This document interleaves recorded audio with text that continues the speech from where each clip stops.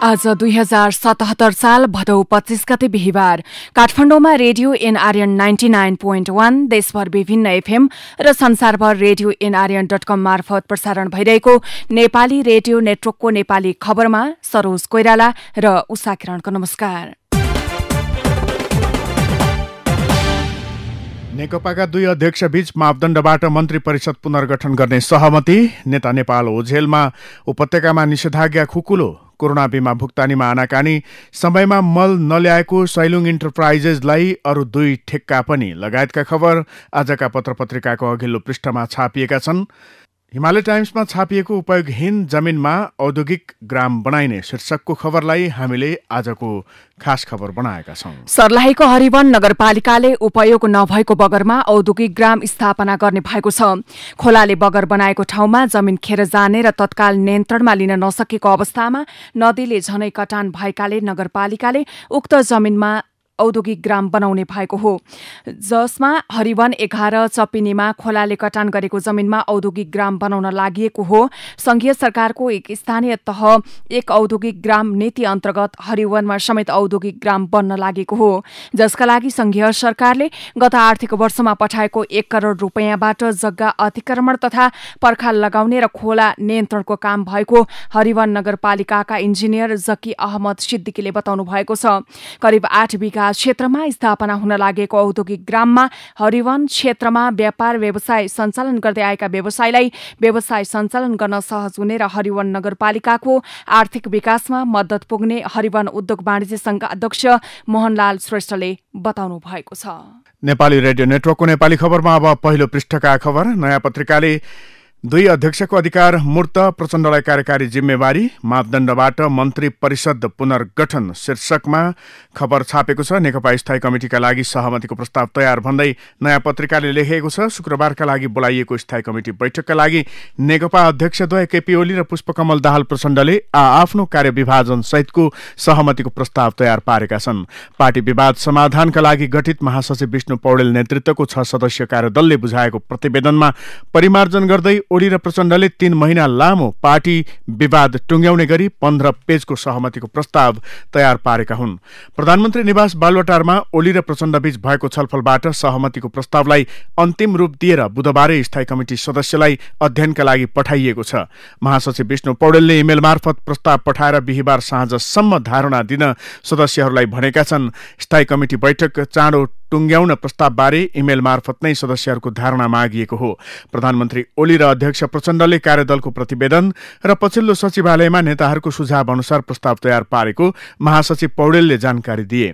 कार्यदल प्रतिवेदन र सचिवालयका नेताहरूको सुझावलाई आधार मानेर उहाँहरूले प्रस्ताव बनाउनु भएको छ। पौडेलले भने मूलतः प्रतिवेदनमै केन्द्रित रहेर बैठकमा छलफल हुनेछ।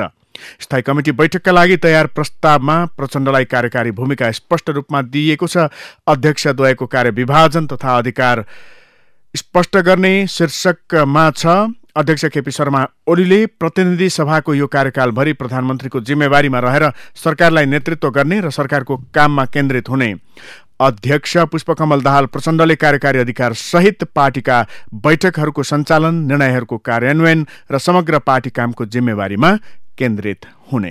यसैगरी सत्तारूढ दल नेपाल कम्युनिस्ट पार्टी नेकपाको मुख्य विवादको जड एक व्यक्ति एक जिम्मेवारीको विषय मुलतवीमा परेको छ। पार्टी अध्यक्षद्वय केपी शर्मा ओली र पुष्पकमल दाहालले स्थायी कमिटिमा प्रस्तुत गर्ने सहमतिको खाका सहितको प्रस्तावमा उक्त विषय आगामी महाधिवेशनले टुङ्गो लगाउने गरी मुलतवीमा राखिएको हो। वरिष्ठ नेता माधव कुमार नेपालले उठाउँदै आएको एक व्यक्ति एक जिम्मेवारीको विषयमा अन्य सचिवालय सदस्य र स्थायी कमिटी सदस्यहरूबाट स्पष्ट खाका नआएकाले त्यसलाई आगामी महाधिवेशनबाट टुङ्गो लगाउने गरी अहिलेलाई छलफलको विषय नै नबनाइएको नेकपा उच्च स्रोतले बताएको छ। निर्वाचित जनप्रतिनिधि, पार्टीका वरिष्ठ नेता, विभागीय प्रमुख लगायत कुन कुन पदलाई दोहोरो जिम्मेवारी दिने भन्ने खुल्दैन। पार्टीका नेताहरू सांसद, मन्त्रीदेखि गाउँपालिका प्रमुखसम्मको जिम्मेवारीमा छन्। कुन पदलाई कहाँनेर जिम्मेवारी मुक्त गर्ने भन्ने विषयले पार्टीभित्रै असजिलोपन उत्पन्न गराउँछ स्रोतले भनेको छ। त्यसकारण अहिलेलाई उक्त विषय महाधिवेशनमै छलफल गर्ने गरी स्थगित गरिएको छ। नागरिक दैनिक ओझेलमा पारिए नेता नेपाल शीर्षक दिएर अघिल्लो पृष्ठमा यो खबर छापेको छ। उपत्यकाको निषेधाज्ञा खुकुलो राजधानी दैनिकले अघिल्लो पृष्ठमा खबर छापेको छ।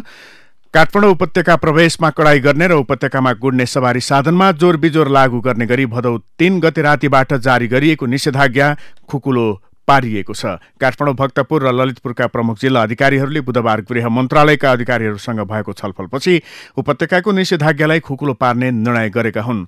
उपत्यकाको निषेधाज्ञा खुकुलो बनाउँदै गर्दा निषेध गरिएका गतिविधि यस्ता छन्: खुल्ला स्थानमा मानिस भेला हुन, भिडभाड गर्न, सभा जुलुस आदि गर्न र गराउन, जात्रा, महोत्सव, भोजभतेर आदि सञ्चालन गर्न र गराउन, मठ मन्दिर, मस्जिद, चर्च लगायतका धार्मिक तथा सांस्कृतिक स्थलमा दैनिक नित्य पूजा बाहेकका गतिविधि गर्न निषेध गरिएको छ। त्यसैगरी बढी भिडभाड हुने उद्योग, कल कारखाना, व्यापार व्यवसाय अन्तर्गतका स्वास्थ्य मापदण्ड विपरीत हुने क्रियाकलाप गर्न, चाडपर्व लगायतका धार्मिक, सांस्कृतिक तथा सामाजिक कार्य गर्नका लागि हुने जमघट, त्यसैगरी शैक्षिक संस्था सञ्चालन गर्न, सबै प्रकारका सभा, गोष्ठी, तालिम, seminar, cinema hall, party palace, मनोरञ्जन स्थल, salon, beauty parlour, spa, swimming pool, gymkhana, समूहमा खेलिने खेलकुद र खेल प्रस्तुति, प्रदर्शनी, पुस्तकालय, संग्रहालय र चिडियाखाना सञ्चालन गर्न, उद्योग, व्यापार व्यवसाय, निर्माण आदि कार्य गर्नका लागि स्वास्थ्य सुरक्षा मापदण्ड विपरीत श्रमिक कामदारको सरपसार गर्ने कार्य गर्न निषेध गरिएका छन्।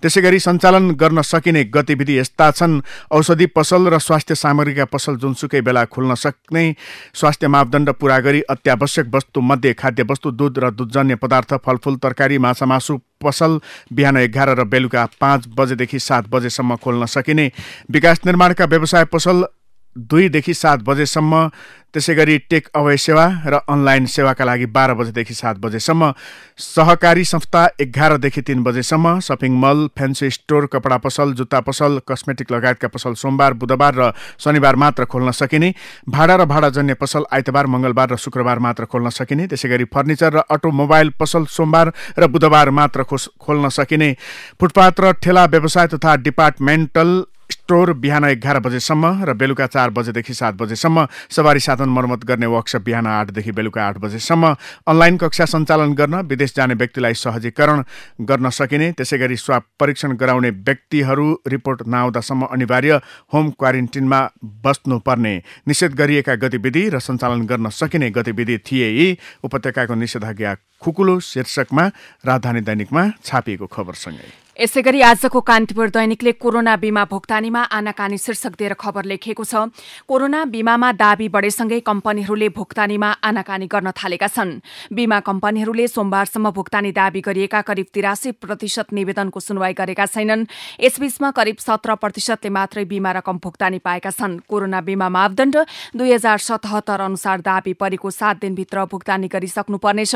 कम्पनीले आवश्यक कागजात नपुगेको भन्दै अल्मलाउने गरिरहेका छन्। कर्पोरेट संस्थाबाट आउने दाबीमा सबै कागजात नआउने भएकाले भुक्तानीमा ढिलाइ भएको बीमक संघका अध्यक्ष दीप प्रकाश पाण्डेले दाबी गरे।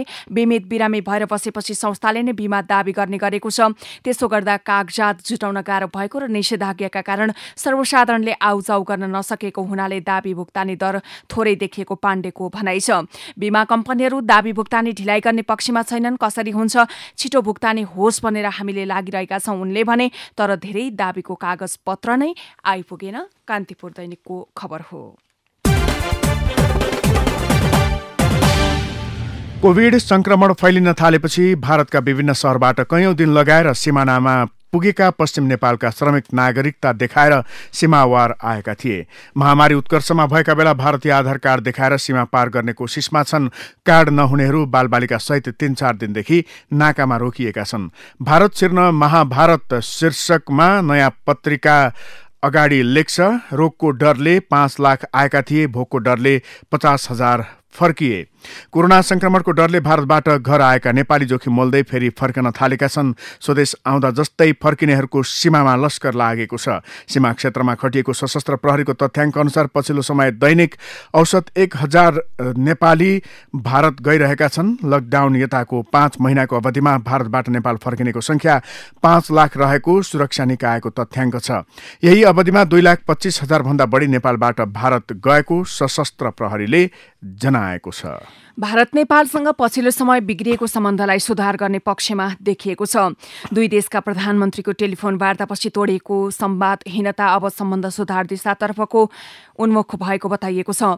लामो समय तनावपूर्ण रहेको सम्बन्ध भारतको स्वतन्त्रता दिवसको अवसर पारेर 15 अगस्तमा प्रधानमन्त्री केपी शर्मा ओलीले भारतीय समकक्षी नरेन्द्र मोदीलाई शुभकामना दिएसँगै संवादहीनता तोडिएको हो। सीमाको विषयलाई लिएर झण्डै 8 महिना दुई देशबीच संवाद नै नभएको अवस्था थियो। गत वर्ष 16 कार्तिकमा कालापानी क्षेत्रलाई समेटेर भारतले नयाँ राजनैतिक नक्सा सार्वजनिक गरेसँगै विवाद बढेको थियो। त्यसपछि नेपालले सन् 1816 को सुगौली सन्धि अनुसार लिम्पियाधुरासम्मको भूभागलाई समेटेर गत जेठ 7 गते नयाँ राजनैतिक नक्सा प्रकाशन गरेपछि सम्बन्ध तनावपूर्ण बन्न पुगेको थियो। नेपालको विरोध जारी नै रहेको बेलामा फेरि गत वैशाखमा भारतले नेपाली भूमि हुँदै मानसरोवर जाने सड़क उद्घाटन गरेको थियो। संवादहीनता तोडिएसँगै भारत नेपालसँग सम्बन्ध सुधार गर्ने पक्षमा राजधानी दैनिकको अघिल्लो पृष्ठको खबर हो। समयमा मल नल्याएर किसानलाई रुवाइरहेकै बेला सैलुङ इन्टरप्राइजेसलाई कृषि सामग्री कम्पनी लिमिटेडले रासायनिक मल आयातका अरू 2 ठेक्का पनि दिएको पाइएको छ। कर्मचारीसँगको मिलेमतोमा अन्तर्राष्ट्रिय बजार मूल्य विश्लेषण गरेर सैलुङका सञ्चालक शारदा प्रसाद अधिकारीले थप ठेक्का हत्याएका हुन्। सैलुङले गत आर्थिक वर्ष 2076-77 को ठेक्कामा सहभागी भई ल्याउनु पर्ने 25,000 टन युरिया समयमा नल्याएपछि आइतबार कृषि मन्त्रालयले ठेक्का रद्द गर्नुका साथै धरौटी रकम जफत गर्ने निर्णय गरेको थियो। गत 12 वैशाखमा भएको ठेक्का सम्झौता अनुसार सैलुङले जेठ दोस्रो हप्ताबाट ल्याउनु पर्ने युरिया नल्याएका कारण देशभर किसान आन्दोलित भइरहेका बेला असार तेस्रो र अन्तिम साता कृषि सामग्रीले थप 2 ठेक्काको सम्झौता गरेको थियो। सैलुङलाई मल आयातकै अर्का 2 ठेक्का पनि नयाँ पत्रिकामा खबर छ। अहिले जसरी नै काम भइरहे पोखरा क्षेत्रीय अन्तर्राष्ट्रिय विमानस्थल आगामी वर्ष तयार हुन सक्ने अवस्थामा छ। रनवे, एप्रोन, पाइपलाइन, ट्याक्सीवे, ट्रान्सफर्म र विद्युत पाइपलाइनका काम सकिएका छन्। एक्सेस रोड र टर्मिनल बिल्डिङ निर्माणको काम अन्तिम चरणमा पुगेको छ। 14 भवनको संरचना बनेर फिनिसिङको चरणमा छ। आजको कान्तिपुर दैनिकले पोखरा अन्तर्राष्ट्रिय विमानस्थल महामारीमा पनि निरन्तर शीर्षक दिएर खबर लेखेको छ। कोभिड-19 संक्रमित बिरामीको उपचार गर्न अस्पताल अभाव भएपछि सरकारले सबै स्थानीय तहलाई 5 बेडको अस्थायी अस्पताल बनाउन पत्राचार गरेको छ। अस्पताल नभएका स्थानीय तहमा कम्तीमा 3 महिनाका लागि अस्थायी अस्पताल निर्माण गर्न बजेट पनि पठाएको छ। 11 अस्पताललाई 40 करोड निकासा भन्दै अगाडि भनिएको छ। कोष सञ्चालक समितिले कोभिड-19 को संक्रमण रोकथाम, नियन्त्रण तथा उपचारका लागि 40 करोड रुपैयाँ भन्दा बढी बजेट निकासा गरेको छ। कोषले 10 वटा भेन्टिलेटर सहित 10 वटा आइसियु बेड स्थापना र व्यवस्थापनका लागि त्रिवी शिक्षण अस्पताललाई 5 करोड 75 लाख रुपैयाँ निकासा दिएको हो। 649 स्थानीय तहमा अस्थायी कोभिड अस्पताल बनाइने, 11 अस्पताललाई 40 करोड निकासा शीर्षकमा नयाँ पत्रिकाले यो खबर छापेको हो। अब भित्री पृष्ठका खबरहरू। कोभिड-19 संक्रमण विस्तारसँगै कांग्रेसको क्रियाशील सदस्यता वितरण रोकिएपछि फागुनमा हुने भनिएको केन्द्रीय महाधिवेशन प्रभावित बन्ने देखिएको छ। अहिले महाधिवेशन तालिका सार्ने या पछि भन्ने बारेमा पार्टीका शीर्ष नेताबीच मत बाँचिएको छ। महाधिवेशन सार्ने प्रस्ताव आफैले गर्दा अपजसको भारी लिनुपर्ने भए सभापति शेरबहादुर देउबामा देखिएको छ। तोकिएको मितिमा महाधिवेशन नहुनेमा निश्चित देखिए पनि देउबा संस्थापन इतर पक्ष तयार नभएसम्म महाधिवेशन सार्ने प्रस्ताव अघि बढाउने पक्षमा छैनन्। वरिष्ठ नेता रामचन्द्र पौडेललाई पनि फागुनमै महाधिवेशन हुँदैन भन्ने भित्रबाटै लागेको छ, तर महाधिवेशन सार्ने प्रस्ताव गर्न तयार छैनन्। अहिले महाधिवेशन सार्दा देउबा महाधिवेशन नै नगराउने दिशामा अघि बढ्ने डर उनमा देखिन्छ। त्यही डरका कारण उनले पुरानै प्रतिनिधिबाट महाधिवेशन गराउने विकल्प पछिल्लो पटक छलफलमा ल्याएका छन्। यता 4 महिना लामो चरम गुटबन्दी र पदीय महत्वाकांक्षाका कारण एक अर्काप्रति अष्टर्ण रूपमा प्रस्तुत हुँदै पार्टीलाई करिब विभाजनको संघारमा पुर्याएर फर्केका नेकपाका अध्यक्षद्वय केपी शर्मा ओली र पुष्पकमल दाहालले आन्तरिक समस्याको मूल कारक आफूहरू नै भएको आशयसहितको प्रस्ताव तयार पारेका छन्। स्थायी कमिटिको शुक्रबार बस्ने बैठकमा छलफल गर्न बुधबार प्रधानमन्त्री निवास बालुवाटारमा महासचिव विष्णु पौडेलसहित अध्यक्षद्वयले तयार गरेको प्रस्तावमा 2 अध्यक्षात्मक प्रणालीलाई समन्वयपूर्वक कार्यान्वयन गर्न नसक्नुलाई समस्याको जोडका रूपमा व्याख्या गरिएको छ। वैदेशिक रोजगारीको क्षेत्रमा संलग्न सरकारवालाले अझै हजारौं अलपत्र नेपाली कामदार स्वदेश फर्किने पर्खाइमा रहेको भन्दै तत्काल उद्धार गर्न माग गरेका छन्। विश्व महामारीको रूपमा संसारभर फैलिएको कोरोना भाइरसको संक्रमण फैलिनबाट बचाउन सरकारले गत चैतदेखि अन्तर्राष्ट्रिय नियमित उडान बन्द गरेसँगै अलपत्र परेका नेपालीले विदेशमा दुःख पाइरहेको भन्दै सरकारवालाले जति सक्दो छिटो उद्धार गरी स्वदेश ल्याउन यस्तो माग गरेका हुन्। निजी विद्यालयका 3000 शिक्षकले जागिर गुमाएका छन्। तलब माग्दा निष्कासनमा केहीलाई न्यून तलब। सञ्चालक भन्छन् आमदानी नभएपछि शिक्षक कटौती गर्नु र तलब दिन नसक्नु स्वाभाविक हो भनेर उनीहरूको दाबी छ। यता स्टोको सर्वेक्षण भन्छ वैशाख यता समयमै पूरा तलब पाउने 2% मात्रै छन्। तलब नै नपाउने 27%, किस्ताबन्दीमा तलब पाउने 71% छन् भने गत शैक्षिक सत्रदेखि तलब नपाउने 57% छन्। नियुक्ति पत्र दिएर काममा लगाइएका 40% रहेका छन्। यसैगरी रोजगारी गुमाउनेमा महिला धेरै छन्। कोरोना महामारीका कारण लकडाउन अवधिमा देशभरका 41% महिलाले रोजगारी गुमाएका छन्। रोजगारी तथा व्यावसायिक क्षेत्र बन्द हुँदा आयस्रोत गुमाएका महिलाको यो संख्या पुरुषको तुलनामा बढी हो। कान्तिपुर दैनिकको खबर हो। यातायात व्यवसायले सरकारले अनुमति नदिए विद्रोह गरेर भए पनि आगामी असोज 1 गतेदेखि लामो रूटका सार्वजनिक यातायात सञ्चालन गर्ने घोषणा गरेका छन्।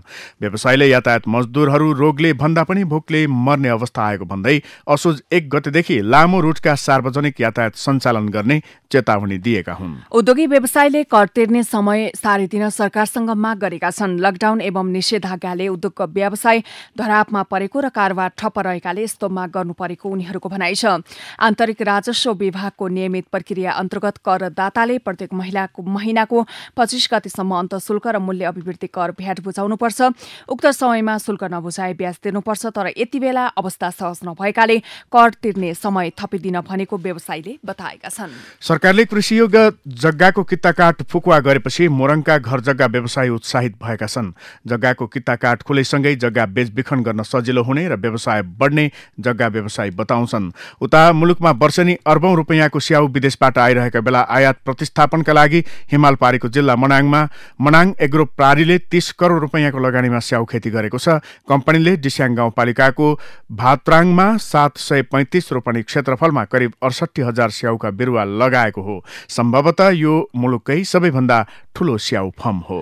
युवा पुस्ताले कृषिलाई बेवास्ता गरिरहेको समयमा सिन्धुपाल्चोकको कुविन्टेका युवा भने भैँसी पालनतर्फ आकर्षित भएका छन्। भैँसी पालनसँगै तरकारी र अन्नबाली समेतका लागि करिब 60 लाखभन्दा बढी लगानी गरिसकेका युवाले गाउँमै बसेर मासिक 4 लाखभन्दा बढी आमदानी गरिरहेका हुन्। अब विदेशका खबर। अस्ट्राजेनेका र अक्सफोर्ड विश्वविद्यालयले कोरोना भाइरस विरुद्ध बनाएको खोप परीक्षणमा सहभागी एकजना स्वयंसेवक बेलायतमा बिरामी परेपछि अन्तिम परीक्षण तत्कालका लागि रोकिएको छ। अस्ट्राजेनेकाले एउटा व्याख्या गर्न नसकिने बिरामीका कारण अन्तिम क्लिनिकल परीक्षणमा नियमित विराम गरिएको जनाएको बीबीसीले उल्लेख गरेको छ। न्युयोर्क टाइम्स समाचारपत्रले बेलायतको परीक्षणमा सहभागी एकजना स्वयंसेवकमा ट्रान्सफर मायालाइटिस मेरुदण्डको नसा सुन्निने समस्या देखिएको जनाएको छ। भाइरल संक्रमणका कारण हुने उक्त बिरामीले मानिसको मेरुदण्डमा असर पुर्याउन सक्ने जनाइएको छ। अब खेल र खेलाडीका खबर। आधुनिक फुटबलका हस्ती पोर्चुगिज सुपरस्टार फरवार्ड क्रिस्टियानो रोनाल्डोले राष्ट्रिय टोलीबाट शतकीय गोलको आँकडा पार गरेका छन्। UEFA नेसन्स लिग अन्तर्गत मंगलबार राति स्विडेन विरुद्ध 2-0 को जित निकालेको खेलमा रोनाल्डोले 2 गोल गर्दै 101 गोलको शतकीय आँकडा पार गरेका हुन्। अब कला र साहित्य सम्बन्धी खबर। मिरमिरे नहुँदैबाट झिलमिल तारा उदाउँदासम्म नृत्य सिकाउन व्यस्त बुटवलका लोकेन्द्र शाह फागुन यता खाली छन्। कोरोनाले कला केन्द्र, स्कुल, सांस्कृतिक कार्यक्रम र म्युजिक भिडियो निर्माण सबै ठप्प छ। उनले भने खाली छु, सबै काम रोकिएका छन्। 25 वर्षदेखि नृत्य सिकाउन थालेका लोकेन्द्र आस्था कला केन्द्रका सञ्चालक हुन्। त्यसमा दैनिक 50 जनाले नृत्य सिक्थे। चैत लागेसँगै केन्द्र बन्द छ। जागिरेका रूपमा बुटवलको न्यू होराइजन मावि का नृत्य शिक्षक पनि थिए। त्यहाँबाट पनि वैशाख यता पारिश्रमिक पाएका छैनन्। 200 बढी म्युजिक भिडियोमा नृत्य निर्देशन गरेका लोकेन्द्रको अर्को नियमित आमदानी नृत्य निर्देशन थियो। कोरोना त्रासले म्युजिक भिडियो निस्कन छाडेपछि उक्त काम रोकिएको छ। सांस्कृतिक कार्यक्रम भएकै छैनन्। अब विचार विश्लेषणको पालो। साक्षरताका लागि लागौं शीर्षकमा नयाँ पत्रिकाको सम्पादकीय विचार सबैभन्दा पहिले लिँदैछौँ। साक्षरताको अर्थ बाह्रखरी पढ्न र लेख्न सक्ने हुनु मात्र होइन, दैनन्दिन जीवनका व्यावहारिक आवश्यकता पूरा गर्न सक्ने गरी आवश्यक लेखपढ गर्न सक्ने, पुस्तक पढ्न, भर्नुपर्ने फारममा के लेखिएको छ आफैले हेरेर बुझ्न, ब्याङ्कमा खाता खोल्न, हस्ताक्षर गर्न सक्ने हुनु पनि हो। कुनै नागरिक यति गर्न सक्छ भने मात्र उसलाई साक्षर मान्नुपर्ने हुन्छ। पछिल्लो समय मानिसको दैनिक जीवन प्रविधिसँग अत्यन्त घनीभूत रूपमा गाँसिएको छ। प्रशासन र राज्यका हातहरू नागरिकका दैनिक जीवनसँग जेलिएका छन्। तिनका आफ्नै कानुन छन्, सूचना प्रणाली छन्। मोबाइलको प्रयोगले मानिसलाई विश्वसँग जोडेको छ। आएको फोन उठाएर सुन्नु या नम्बर डायल गरेर अर्को व्यक्तिसँग सम्पर्क गर्न सक्नु, मोबाइलमा आएको SMS बुझ्नु र फर्काउनु, एप्समा रहेका सूचनाहरू पढ्नु र आफ्ना पेसासँग जोडिएका स्वास्थ्यबारे लेखिएका कुरा हेरेर थाहा पाउनु पनि साक्षरताको सीमाभित्र पर्न थालेको छ। आजको हिमालय टाइम्सबाट हामीले वामदेव दाईलाई चिठी, नवराज गौतमले लेखेको चिठी पढ्दैछौँ। हिजो अस्ति रिलिज भएको तपाईँको नयाँ देशभक्ति गीत आजै हामी सपरिवार बसेर टिभीमा हेऱ्यौँ। जनभावना बोकेको गीत रहेछ, शब्द संयोजन र सङ्गीत मिठो रहेछ। दाईलाई धेरै धेरै बधाई, राम्रो लेख्नुहुने रहेछ। साँच्ची भन्दैछु दाई, तपाईँको ठाउँमा म भएको भए प्रधानमन्त्री श्रद्धानमन्त्री भन्दा गीत लेखनपट्टि ध्यान दिन्थे। राजनीतिमा छलछाम धेरै, पहिला चाहिँ कार्यकर्ताहरू पनि छैनन्। पहिलाका सोझा हुन्थे, एकहोरो काममा लागिरहन्थे। अहिलेका त बिजुली जस्ता छन्। बिजुली अलिकता दुःख भयो कि मलाई खै भनेर पाखुरा सुर्किन्छन्। साङ्गीतिक क्षेत्र धेरै सोच्छ, टेन्सन पनि धेरै लिनु नपर्ने। राम्रो गीत लेख्यो भने कालान्तरसम्म सम्झिरहने इज्जत पनि पाइने। नेपालमा कति प्रधानमन्त्री आए गए, एक दुई बाहेक कसैको सम्झना आउँदैन। यदि तपाईँले 2-4वटा राम्रा गीत लेख्नुभयो भने मान्छेले वर्षौंसम्म सम्झिरहन्छ। म त भन्छु 2-4 महिना मन्त्रालयको भित्तामा फोटो झुण्डाउन मात्र किन बन्नु प्रधानमन्त्री। कुनै बेला महेन्द्र पनि राजा भएकै हुन्। महेन्द्रलाई राजाको रूपमा पनि मानिसहरू नसम्झे, तर गीतकार म बेबी शाहको रूपमा पछिसम्म सम्झिरहनेछन्। उहाँका गीतहरू गर्छिन् पुकार आमा, के छ र दिउँ, गाजलुती, ठूला ठूला आँखा कसैले बिर्सन सक्दैन। त्यस्तै कवि तथा गीतकार ईश्वर बल्लभलाई उहाँका 2वटा फूल देउरालीमा, मेरो बेहोसी आज जस्ता गीत र कविताले अमर बनाएको छ। हिन्दीमा एउटा भनाइ छ, समझदार के लिए इशारा काफी, आगे दाईको मर्जी। हस्त अहिलेको नेपाली खबर यति नै। नेपाली रेडियो नेटवर्कमा यसपछि पत्रकार ऋषि धमलाको साथमा नेपाली बहस सुन्न सक्नुहुनेछ। नेपाली रेडियो नेटवर्क सुन्दै गर्नुहोला।